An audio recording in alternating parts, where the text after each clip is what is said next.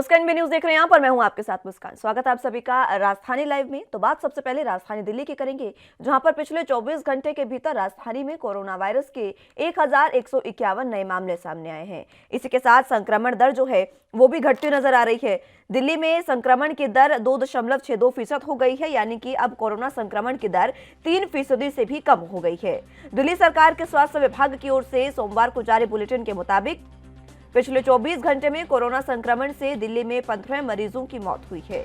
इन मौतों के बाद दिल्ली में कोरोना से मरने वालों की कुल संख्या 25,998 हो गई है। 5,000 से ज्यादा मरीज होम आइसोलेशन में। दिल्ली सरकार ने बताया कि कुल एक्टिव जो केस हैं वो 7,885 है। इन मामलों में से 5,715 मरीज होम आइसोलेशन में हैं। वहीं पिछले 24 घंटों में 43,991 लोगों के कोरोना टेस्ट हुए हैं और इस दौरान 2,120 मरीज कोरोना से ठीक भी हुए हैं।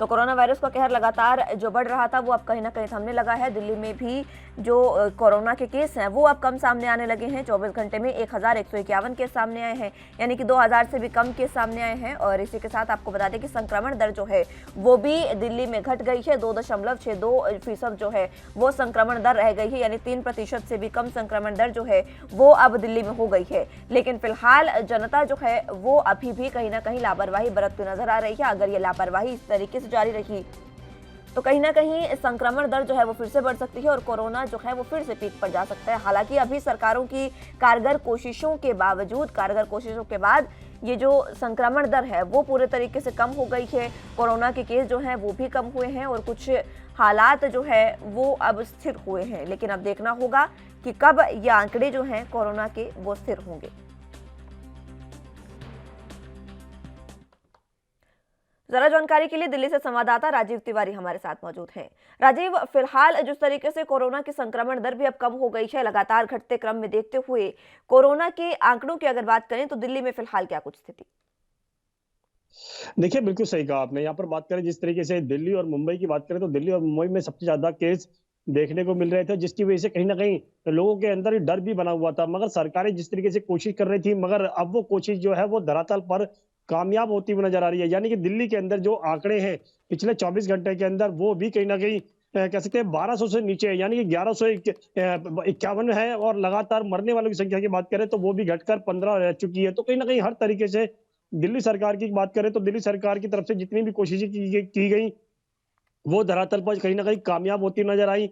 चाहे वो नाइट कर्फ्यू के द्वारा हो, वीकेंड कर्फ्यू के द्वारा हो, या फिर कहते हैं ऑड इवन के द्वारा हो, लगातार कहीं ना कहीं हर स्थिति को कंट्रोल करने की कोशिश की गई थी। और अब हर तरीके से जब कह सकते हैं राहत मिलती हुई नजर आ रही है, तो स्कूलों को भी खोल दिया गया है और स्कूलों के अंदर बच्चे भी अब प्रवेश करते हुए नजर आ रहे हैं। और लगातार कहीं ना कहीं इसकी प्रक्रिया जो है वो जारी है। और बच्चों के लिए भी जो वैक्सीन अभी तक जिन बच्चों तक वैक्सीन नहीं पहुंच पाई है उनके लिए भी कहा जा रहा है कि वो भी वैक्सीन लगवाएं, ताकि स्कूलों के अंदर वो भी जा सके। मगर आने वाले दिनों के अंदर भी कहीं ना कहीं ये कहा जा रहा है कि 14 फरवरी से भी 8वीं क्लास के जो बच्चे हैं वो भी स्कूल जा सकते हैं। तो कहीं ना कहीं हर तरीके से आप कह सकते हैं स्थिति जो है वो सामान्य होती नजर आ रही है। मगर बात करें बाजारों के अंदर जो भीड़ देखने को मिल रही है और जिसकी वजह से कहीं ना कहीं डर भी बना हुआ है, तो कहीं ना कहीं उनके लिए भी कहीं ना कहीं अधिकारियों को सख्ती बरतनी होगी, ताकि बाजारों के अंदर सबसे ज्यादा सोशल डिस्टेंसिंग बनी रहे और जो लोग मास्क का इस्तेमाल नहीं कर रहे हैं वो भी मास्क का इस्तेमाल करें, ताकि वायरस का जो खतरा है और ज्यादा कम हो सके। जी ठीक है। वायरस के खतरे को कम करने के लिए लगातार प्रयास किए जा रहे हैं। सरकारों का भी प्रयास इसमें हम देख रहे हैं। सरकार के प्रयास के बावजूद ही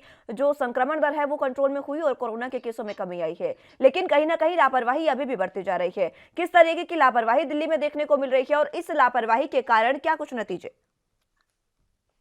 देखिए, बिल्कुल सही कहा आपने। यहाँ पर बात करें लापरवाही की तो जनता बिल्कुल लापरवाही करती नजर आ रही है। अधिकारियों की तरफ से भी लापरवाही देखने को मिल रही है। बाजारों के अंदर जिस तरीके से बात करें, चाहे दिल्ली के कोई से भी बाजार की बात करें, सदर बाजार की बात करें या फिर चांदनी चौक की बाजार की बात करें, चांद लाजपत राय मार्केट की बात करें, लाजपत नगर मार्केट की बात करें, तो वहां पर भी इसी तरीके की लापरवाही देखने को मिल रही है।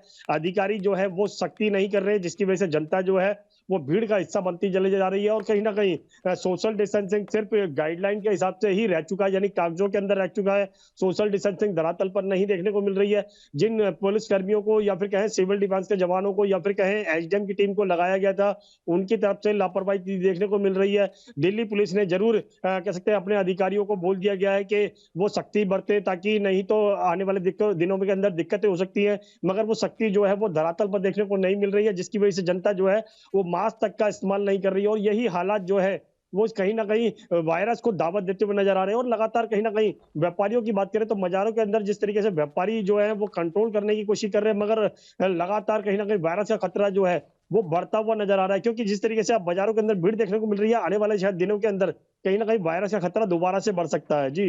लेकिन राजीव, तमाम जो चीजें हैं वो सरकार प्रशासन पर भी छोड़ना ठीक नहीं, क्योंकि जब इतना समय हमें हो गया है, तीसरी लहर को हम अभी झेल रहे हैं, तो इसलिए जो आम जनता है उनको भी पूरे तरीके से पता है किन चीजों का पालन करना है, किन चीजों से दूर रहना है।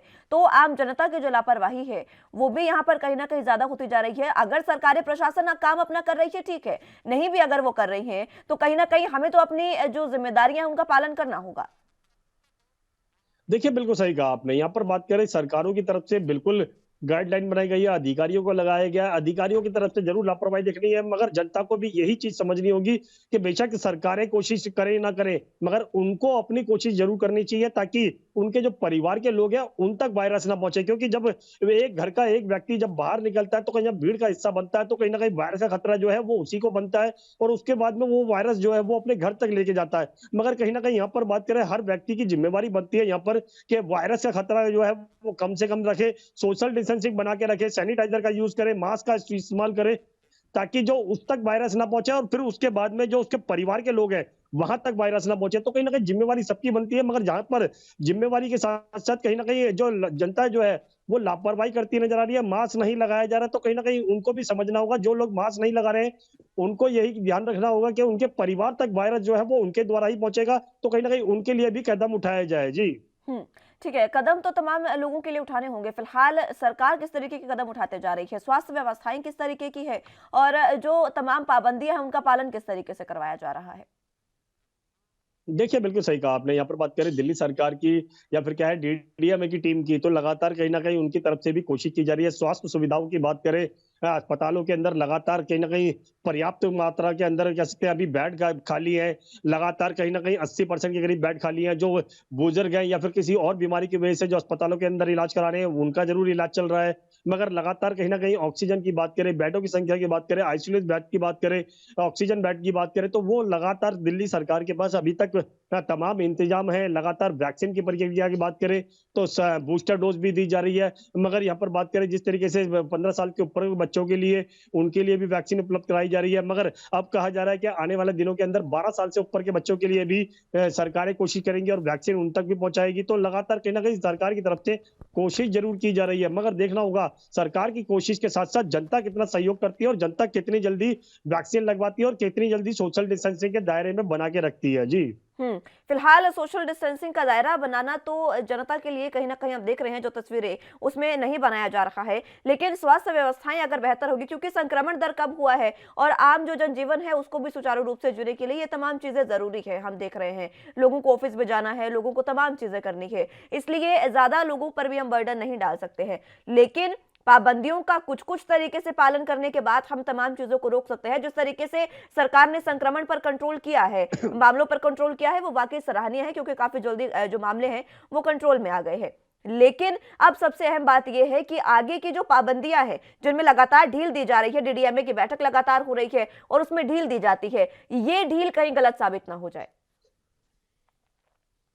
देखिए, बिल्कुल सही कहा आपने। यहाँ पर बात करें डीडीएमए की टीम की, तो या फिर क्या है उपराज्यपाल जो हर चीज को गौर कर रहे हैं, हर चीज के लिए कहीं ना कहीं रास्ते बना रहे हैं। यहाँ तक कि सरकारों के लिए भी कोशिश की गई, दिल्ली सरकार के द्वारा भी कहीं ना कहीं उपराज्यपाल से गुहार लगाई गई थी कि बाजारों के अंदर कहीं ना कहीं व्यापारियों को थोड़ी सी राहत दी जाए, स्कूलों को खोला जाए, जिमों को खोला जाए। अब जिम भी खोल दिए गए हैं, तो लगातार उनके लिए भी कोशिश की जा रही है। मगर हर तरीके से ये कोशिश की जा रही है कि वायरस का खतरा जो है वो कम से कम हो। मगर यहाँ पर बात करें, जिम्मेवारी सबकी है, चाहे वो अधिकारी हो या फिर कहे जो बाजारों के अंदर सख्ती बरतने के लिए अधिकारी लगाए गए उनकी जिम्मेवारी हो या जनता की जिम्मेवारी हो, सबको अपनी अपनी जिम्मेवारी निभानी होगी ताकि वायरस का जो खतरा है वो और ज्यादा कम हो सके। मगर बात करें आने वाले दिनों की, तो लगातार सरकार कहीं ना कहीं कोशिश करती हुई नजर आ रही है, चाहे वो वीकेंड कर्फ्यू के द्वारा हो। मगर नाइट कर्फ्यू की बात करें तो अभी तक नाइट कर्फ्यू बिल्कुल जारी है। नाइट कर्फ्यू के हिसाब से ही चला जा रहा है। रात को निकलने की परमिशन नहीं दी जा रही है। मगर जो लोग फिर भी लापरवाही कर रहे हैं, उनके लिए भी कहीं ना कहीं यही संदेश है कि वो भी कहीं ना कहीं सोशल डिस्टेंसिंग का दायरा बना के रखे, रात को नहीं निकले ताकि वायरस का जो खतरा है वो कम हो सके।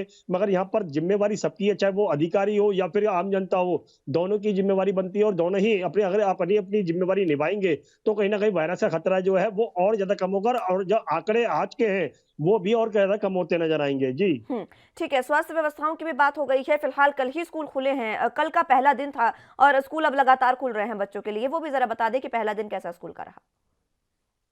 देखिए, बिल्कुल सही कहा आपने। यहाँ पर बात करें जिस तरीके से स्कूलों की, तो स्कूलों को 7 फरवरी से खोला गया है और अब ये भी कहा जा रहा है कि 8वीं क्लास के जो बच्चे हैं, वो भी 14 फरवरी से जा सकते हैं। तो लगातार स्कूलों की बात करें तो स्कूलों की सुविधाओं के लिए भी कहीं न कहीं कोशिश की गई। हमने स्कूलों के अंदर जाके ये भी चेक किया, तो वो बच्चों को किस तरीके से अंदर बुला रहे हैं और बच्चों को किस तरीके से आने की परमिशन दी जा रही है। ये तमाम जो सुविधाएँ थी, वो बताई उन्होंने। यहाँ तक कि ये भी कहा कि पहले जब बच्चे आते हैं, तो उनका पहले सर्टिफिकेट देखा जाता है, जिसके अंदर वैक्सीन की जो डोज़ है, वो उनको लगी है, नहीं लगी है, और उसके बाद में उनको चेकअप किया जाता है, फीवर चेक किया जाता है, मास्क नहीं है तो उनको मास्क दिया जाता है, सैनिटाइजर दिया जाता है ताकि स्कूल के अंदर कोई भी दिक्कत ना हो। और स्कूलों को खोलने से पहले ही तमाम जो क्लासेस है, बेंचेस हैं, सबको सैनिटाइजर कर दिया गया है। उसके बाद में ही बच्चों को आने की अनुमति दी गई है। लगातार ये भी कोशिश की जा रही है कि जो उनके परिजन है उनसे भी कांटेक्ट रहे ताकि वायरस का जो खतरा है वो भी कम से कम हो, और जो बच्चों को स्कूलों तक छोड़ने की जो प्रक्रिया है वो खुद पेरेंट्स करें ताकि जो वायरस का खतरा है वो और ज्यादा कम हो सके। मगर लगातार कहीं ना कहीं इसके अंदर हर तरीके से पेरेंट्स की बात करें या फिर स्कूल प्रशासन की बात करें या फिर बच्चों की बात करें, तमाम तरीके से सुविधाएं दी जा रही हैं और कहीं ना कहीं आने वाले दिनों के अंदर भी कहीं ना कहीं ये कोशिश की जाएगी कि और बच्चों के लिए भी क्लासेस खोली जाएं और उनके लिए भी कहीं ना कहीं सुविधाएं दी जाएं। जी कल फिलहाल राजीव पहले दिन कितने बच्चे जो है वो स्कूलों में प्रवेश उन्होंने किया और किस तरीके का जो पढ़ाई है वो बच्चों की रही और बच्चों में उत्साह कैसा दिखा। देखिए, बिल्कुल बता दें जिस तरीके से बात करें कितने बच्चों ने प्रवेश किया, या लगभग कल से क्या कह सकते हैं 50% बच्चों ने कल ही प्रवेश कर लिया। यानी कि 9वीं क्लास से लेकर 12वीं क्लास की जो क्लासेस थी वो लगभग 50% बच्चे आ चुके थे और आज जो है वो लगभग 60 से 65% के करीब हो जाएंगे और आने वाले दिनों के अंदर शायद और ज्यादा बच्चे पहुंचेंगे। तो लगातार यही कोशिश की जा रही है, जो बच्चा जो है वैक्सीन लगवा लेता है वो स्कूलों के अंदर प्रवेश करता चला जा रहा है और कहीं ना कहीं जो उनकी जो ऑनलाइन के क्लासेस चल रही थी वो अब ऑफलाइन के हिसाब से चलेंगी। और लगातार जो स्कूलों के अंदर कहा जा रहा था कि बच्चे भी कह रहे थे कि उनकी जो पढ़ाई है वो सुचारू रूप से स्कूलों के अंदर ही चल सकती है, तो अब वो पढ़ाई जो है वो सुचारू रूप से स्कूलों के माध्यम से ही चलती चली जा रही है। और टीचर जो है वो भी यही चाहते थे कि वो बच्चों को उनको अपने सामने बैठ के पढ़ाएं ताकि उनका जो डर है वो भी कम से कम हो सके और जो ऑनलाइन के माध्यम से बच्चे पढ़ाई नहीं कर पा रहे थे वो भी कहीं ना कहीं अब स्कूलों के माध्यम से ही पढ़ाई कर पाएंगे। जी ठीक है राजीव, बहुत शुक्रिया आपका हमारे साथ जुड़ने के लिए और तमाम अहम जानकारी हमारे साथ साझा करने के लिए। तो चलिए अगली खबर की रुख कर लेते हैं। चंडीगढ़ बीजेपी कार्यालय के अनुसार कोरोना की पाबंदियों के कारण प्रधानमंत्री पंजाब में वर्चुअल रैलियां करने जा रहे हैं। 8 फरवरी यानी आज से मोदी लुधियाना और फतेहगढ़ साहिब में चुनावी प्रचार को थार देंगे। आज से चुनाव प्रचार की शुरुआत होगी। पंजाब में बीजेपी ने चुनाव प्रचार के लिए खास रणनीति बना ली है और इसके तहत आज से पंजाब में प्रधानमंत्री नरेंद्र मोदी चुनाव प्रचार की शुरुआत करेंगे। हालांकि प्रधानमंत्री का ये प्रचार वर्चुअल होगा। चंडीगढ़ बीजेपी कार्यालय के अनुसार कोरोना की पाबंदियों के कारण प्रधानमंत्री पंजाब में वर्चुअल रैलियां करेंगे। 8 फरवरी को मोदी लुधियाना और फतेहगढ़ साहिब में चुनाव प्रचार की शुरुआत करेंगे। पार्टी द्वारा प्रधानमंत्री की ऐसी 6 रैलियां करवाई जाएंगी। वहीं बीजेपी के राष्ट्रीय अध्यक्ष जेपी नड्डा और गृह मंत्री अमित शाह भी पंजाब आएंगे। नड्डा 12 है और 17 फरवरी को पंजाब आएंगे। वहीं गठबंधन में आपको बता दें कि बीजेपी 73, पंजाब लोक कांग्रेस 29 सीटों पर चुनाव लड़ रही है। अन्य सीटों पर शियद संयुक्त के प्रत्याशी चुनाव लड़ रहे हैं।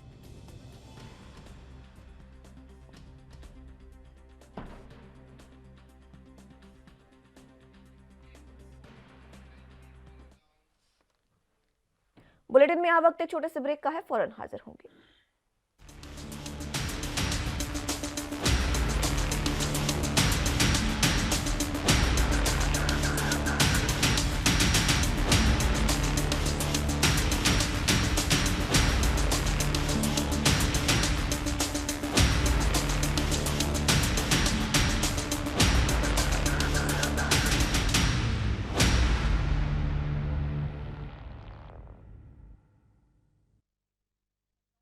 ब्रेक के बाद एक बार फिर से स्वागत है आप सभी का। तो बात पंजाब की करें थे, जहां पर प्रधानमंत्री नरेंद्र मोदी आज वर्चुअल रैली करेंगे और पंजाब के लुधियाना और श्री फतेहगढ़ साहिब में ये चुनाव प्रचार की शुरुआत होगी। जरा जानकारी के लिए संवाददाता अमित हमारे साथ चंडीगढ़ से जुड़े हुए हैं। अमित, फिलहाल आज जो ये चुनाव प्रचार की शुरुआत होने जा रही है, प्रधानमंत्री नरेंद्र मोदी खुद जो वर्चुअल रैली करने जा रहे हैं, उसको लेकर क्या कुछ अहम जानकारी, और ये भी बताएं कि इस रैली का ये जो शुरुआत हो रही है पंजाब में, कितना आसार और कितना असर इसका देखने को मिलेगा? ये देखिए, अगर हम कहें इस तौर पे इसकी पहली वर्चुअल रैली होगी, अगर हम कहेंगे इलेक्शंस के मायने के तौर पे देखेंगे तो किक ऑफ है एक तरह से। जैसे कि हम कह सकते हैं कि बीजेपी अपनी पूरी ताकत से इलेक्शन में उतर चुकी है। अगर हम कहेंगे नामांकन भरे जा चुके हैं, नाम फाइनल हो चुके हैं। अगर हम बात करें कि सीटों का बंटवारा हो चुका है, भाजपा जहाँ पे 73 सीट पर लड़ रही है तो पंजाब लोक कांग्रेस 29 सीटों पर लड़ रही है, तो ये बची सीटें अकाली दल संयुक्त के पास गई है। तो अब हम देख सकते हैं रणनीति तैयार हो चुकी है, एरियाज डिसाइड हो चुके हैं, और अब बात यह है कि अब इन्फ्लुएंस बढ़ाने की जरूरत है, लोगों में अपनी प्रेजेंस बढ़ाने की जरूरत है। और उसी चीज का एक मेजर किक ऑफ अगर हम कहें इसी तौर पे टॉप करते हुए नजर आएंगे खुद प्रधानमंत्री नरेंद्र मोदी आज ये किक ऑफ करेंगे। जैसा हम देख सकते हैं लुधियाना और फतेहगढ़ साहिब में एक साथ ही अगर वो ये अपना प्रचार करेंगे और इसका इन्फ्लुएंस लोगों में देखिए, जब भी प्रधानमंत्री कहीं पर भी जाते थे एक पॉजिटिव रिस्पॉन्स अपने साथ लेके जाते हैं, उनके खुद उनका अपना रुतबा है और इसका पूरा फायदा बीजेपी उठाती हुई नजर आ रही है। अगर आप देखें तो उन्होंने कैंपेन की एक बहुत बड़ी लिस्ट जारी की जिसमें बहुत बड़े बड़े नाम है, जिसमें हम राष्ट्रीय अध्यक्ष बीजेपी के राष्ट्रीय जेपी नड्डा है और खुद गृह मंत्री अमित शाह भी पंजाब में आके अगर हम कहें कि सीधे तौर पे प्रचार करेंगे। इसका हम सीधे एग्जाम्पल लेते हैं कि अभी कोरोना के चलते भले ही अगर हम कहें प्रधानमंत्री खुद फिजिकल नहीं आ सकते, पर वर्चुअल रैली भी जो की जा रही है उसका बहुत ज्यादा असर इलेक्शन के हिसाब से दिखा चुके। देखिए, अगर दिन गिनते हैं तो अब सिर्फ एग्जैक्टली 12 दिन रह गए हैं वोटिंग के लिए, और ऐसे में इन रैलियों का बहुत ज्यादा मायने हो जाते हैं, क्योंकि लोगों के बीच में जाके जो वादे किए जाने हैं, जो अगर उनके मैनिफेस्टो से लेके लोगों को भरोसा देना, जो आश्वासन देना है, वो शायद अगर प्रधानमंत्री का फेस कर सकता है वो शायद कोई और चीज नहीं कर सकते, और उसी चीज का फायदा सीधे तौर पे बीजेपी अब उठाते हुए नजर आ रही है। जी अमित, ये फायदा क्या वाकई बीजेपी को उतना मिल सकता है जितना हम लगातार सोच रहे हैं? क्योंकि जिस तरीके से प्रधानमंत्री खुद जब वर्चुअल रैली कर रहे हैं, तो इसके आप ये समझिए कि आसार बहुत ज्यादा हैं कि इसका फायदा मिल सके, क्योंकि प्रधानमंत्री का वाकई जिस तरीके से लोकप्रियता है पंजाब में। लेकिन एक बात ये भी समझनी होगी कि किसान जो है वो बहुत ज्यादा नाराज है बीजेपी से, और बीजेपी के साथ साथ अब कैप्टन से भी नाराज हो गए हैं। तो क्या इसका खामियाजा भुगतना पड़ सकता है बीजेपी को? जी नहीं, देखिए, अगर हम इलेक्शन के मानदंड देखते हैं, जो नाराजगी पहले थी, लेकिन जो नाराजगी जो पूरे पंजाब में थी और एक समय तक थी, वो नाराजगी उस वक्त खत्म हो गई जब तीनों कृषि कानून वापस ले लिए गए। अब जो कुछ नाराजगी रह गई, अगर हम क्या उसे इलेक्शन से मोटिवेटेड कह सकते हैं या फिर एक माइनर तबका। देखिए, हम जो पंजाब में निकले, अलग अलग पिंड में गए और लोगों से बात की, तो लोगों ने कहा कि एज अ होल अब इतना गुस्सा नहीं है बीजेपी के कैंडिडेट आराम से लोगों बीच में जा रहे हैं, लोगों से मिल रहे हैं, अपना प्रचार कर रहे हैं। तो हम कह सकते हैं वो गुस्सा एक लिमिटेड अमाउंट में है। ये नहीं है कि गुस्सा पूरा खत्म हो गया, वो अभी भी कुछ जगह पे गुस्सा है। जैसे कुछ वादे किए गए थे वो अभी तक भले पूरे नहीं किए, कुछ कमेटियां बनाई जाती थी वो अब तक नहीं बनी है, पर ऑल ओवर जो एक मेजर गुस्सा था, अगर हम कहते हैं ना ब्लैंकेट ऑपोजिशन थी, वो अब पंजाब में वो नहीं देखने को मिल रही। पर हम सीधे जरूर कह सकते हैं कि हाँ, थोड़ा गुस्सा उसका असर होगा। गुस्सा से सीधे तौर पर बीजेपी यहाँ पर पड़ा कि उनको अपना प्रचार के लिए समय ही नहीं मिला। अगर हम बोलते हैं कोड ऑफ कंडक्ट से पहले तक हम कह सकते हैं कि पंजाब में बीजेपी बिल्कुल अपना किसी तरह का भी प्रॉपर प्रचार नहीं कर सकती है। तो एक मेजर अगर हम कहें कि बीजेपी को डिसएडवांटेज रहा है, पर अब हम देख सकते हैं कि वो डिसएडवांटेज के बाद प्रचार के लिए, क्योंकि हम कह सकते हैं कि इस बार रैलियों में प्रतिबंध है, तो बीजेपी ने उसका काफी ज्यादा फायदा आमतौर पर उठाते हुए नजर आ रहे हैं। वो देख सकते हैं कि वर्चुअल तरीके से वो अपना इन्फ्लुएंस बढ़ा रहे हैं, और उसी एक वर्चुअल कड़ी में अगर हम कह सकते हैं इसी तौर पर प्रधानमंत्री नरेंद्र मोदी खुद पंजाब में कैंपेन करेंगे, और उसका बीजेपी को एटलीस्ट हम कह सकते हैं एक बूस्ट अप जरूर मिलेगा पंजाब में। ठीक है अमित, बहुत शुक्रिया आपका हमारे साथ जुड़ने के लिए और तमाम अहम जानकारी हम तक पहुंचाने के लिए। तो लगातार जिस तरीके से रैलियां हो रही है, अब उसमें देखना होगा कि आज किस तरीके की ये वर्चुअल रैली होगी। चुनाव प्रचार की शुरुआत आज होने जा रही है। अगली खबर की रुख कर लेते हैं। मुंबई पुलिस की एंटी नार्कोटिक्स सेल ने मुंबई के अलग अलग इलाकों से 3 बड़ी कार्रवाइयों को अंजाम दिया और इसे देते हुए 1.5 करोड़ की ड्रग्स बरामद की है। इसी के साथ 5 ड्रग्स पेडलरों को भी गिरफ्तार किया है। अगर बात करें पहली कार्रवाई की, तो आपको बता दें कि पुलिस ने पहली कार्रवाई में एंटी नार्कोटिक सेल की घाटकोपर यूनिट ने 2.5 किलो चरस बरामद करते हुए 3 ड्रग्स पेडलरों को गिरफ्तार किया। पकड़े गए चरस की कीमत 75 लाख रुपए है। दरअसल घाटकोपर यूनिट के अधिकारियों को अपने गोपनीय सूत्रों से मिली जानकारी के मुताबिक गोवंडी के बैंगनवाड़ी इलाके में एक शख्स जो है वो ड्रग्स की सप्लाई करने वाला था। ये जानकारी मिलने के बाद पुलिस की टीम ने जाल बिछाया और वहां से एक शख्स को 1 किलो से ज्यादा चरस के साथ गिरफ्तार किया। पुलिस ने गिरफ्तार आरोपी से पूछताछ में मिले सुरागों के आधार पर 2 और आरोपियों की बड़ी मात्रा में चरस के साथ जो खेप है वो भी बरामद की और उन दोनों को गिरफ्तार किया।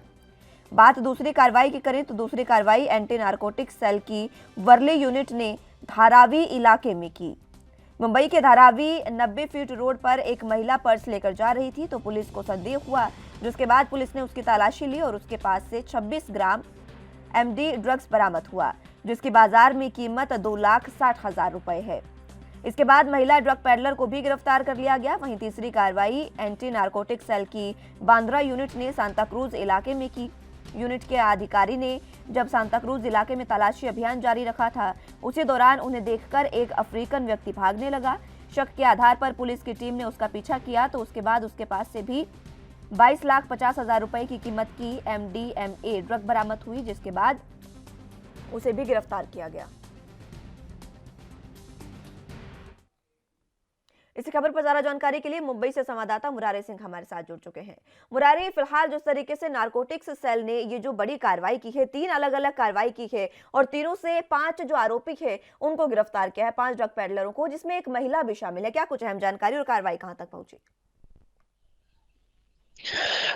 जी मुस्कान, बिल्कुल सही कहना है। मुंबई में अगर ड्रग्स की बात करें या नशे की खेप की तो कोई नई बात नहीं है। लगातार मुंबई पुलिस, क्राइम ब्रांच और नारकोटिक्स कंट्रोल की जो टीम है वो काम कर रही है। ऐसे में घाटकोपर यूनिट को खबर मिली थी कि इन इलाकों में ड्रग सप्लाई के लिए लोग आने वाले हैं, जिसके बाद पुलिस ने 2 जो है कि टीमों का गठन किया और वहां पर जाल बिछा करके उन 2 आरोपियों को गिरफ्तार किया, जिनके पास से भारी मात्रा में चरस बरामद हुआ। और जब पुलिस ने इनसे सख्ती से पूछताछ की तो पूछताछ में जो खुलासे हुए वो बेहद चौंकाने वाले थे। उसमें एक महिला ड्रग पेडलर का नाम आया, जिसके बाद पुलिस उस इलाके में गश्त कर रही थी। डाउट हुआ, जिसके बाद महिला के जो पर्स थे उसका जब छानबीन हुआ तो उसमें भारी मात्रा में ड्रग्स बरामद हुए।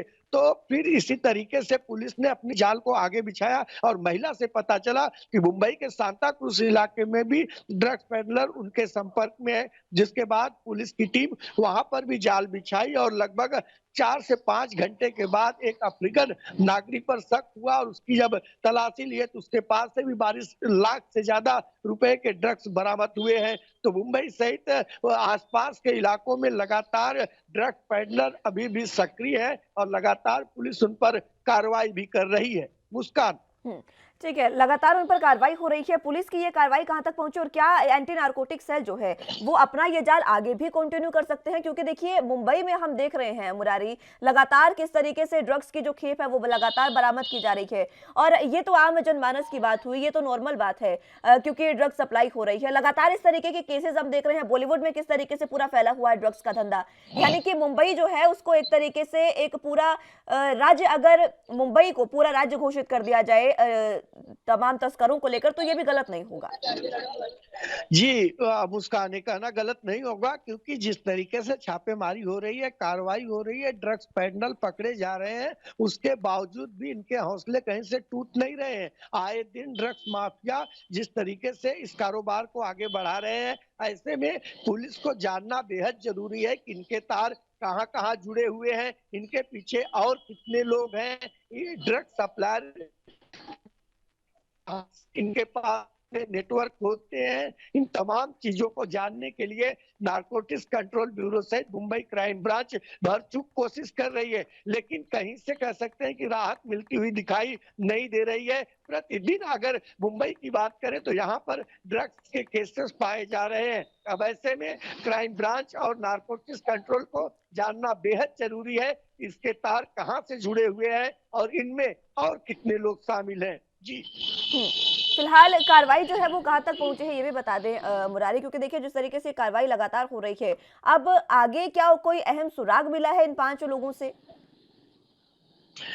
मुस्कान, देखिए, जो आरोपी इसमें पकड़े गए हैं, पुलिस उन्हें कोर्ट में पेश करने के बाद 5 दिन की रिमांड ली है और 5 दिन के रिमांड में पुलिस उनसे जानने की यही कोशिश करेगी कि इनके साथ और कितने लोग शामिल थे इस ड्रग्स की तस्करी में। क्या किसी राज्य के और भी इनके संपर्क है? क्या इनके ड्रग्स के जो एजेंट है या जो सप्लायर है वो मुंबई में है या उनसे बाहर है? कितने सालों से कारोबार चलता है? और सबसे बड़ी बात मुस्कान ये है कि क्राइम ब्रांच और नारकोटिक्स को जानना ये बेहद जरूरी है कि इतनी बड़ी संख्या में ड्रग्स कहां से आता है, इसे कौन लाता है और इसके पीछे कौन कौन लोग हैं। और यही वजह है कि क्राइम ब्रांच अब इन आरोपियों को रिमांड में ली है और इनसे यही जानने की कोशिश करेगी। मुस्कान।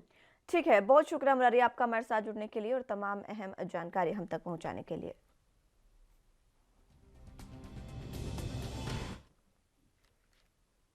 फिलहाल के लिए राजधानी लाइव में मेरे साथ बस इतना ही। तमाम अहम खबरों के लिए आप बने रहिए एनबी न्यूज के साथ।